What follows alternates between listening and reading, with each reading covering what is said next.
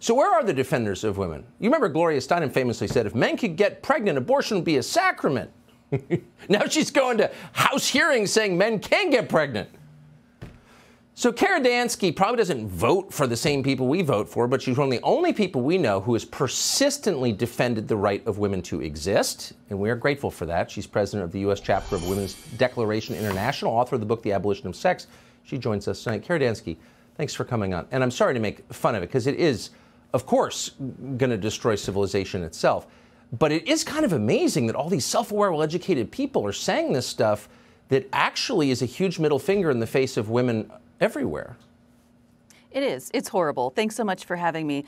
Giving a Women of Courage award to a man on International Women's Day is, of course, appalling and disgusting to feminists, including myself, who fight for the rights, privacy, and safety of women and girls. And also, it's not more horrible than anything else that's gone on in terms of the erasure of women and girls throughout society. We are all expected to accept men who claim to be women, either simply by saying that they are, or by undergoing hormonal and or surgical treatment to make themselves appear maybe slightly more like women. And we're all just supposed to accept it and go along. I do want to take quick issue with your assertion that feminism is dead. I am here to assure viewers feminism is not dead. But where I will agree with you is that mainstream feminist organizations that claim to be feminist, including organizations like Planned Parenthood and the National Organization for Women and the National Center for Lesbian Rights, have completely caved to what is, in effect, an industry-fueled men's rights movement.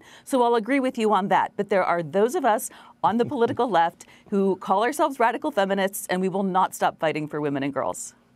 Wait, do you think the average person on any issue has no voice at all in this country, and that's, I think, becoming more true with the day. But do you think the average woman sees this as insulting? As a man, as who actually likes women, this seems like the most insulting possible thing I can imagine. Do you think it's perceived that way?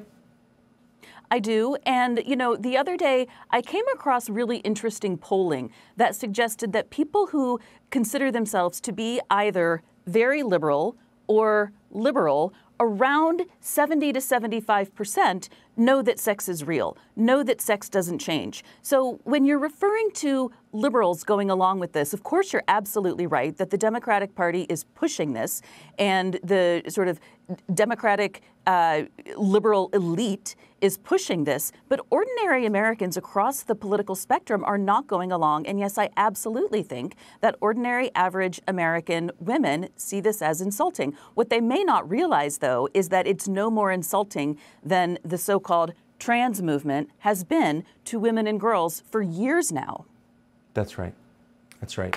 And I appreciate your saying so. I know it's probably not a natural move to come on this show, but we're grateful that you do. Kara Dansky, thank you. Thanks so much. Subscribe to the Fox News YouTube channel to catch our nightly opens, stories that are changing the world and changing your life. From Tucker Carlson Tonight.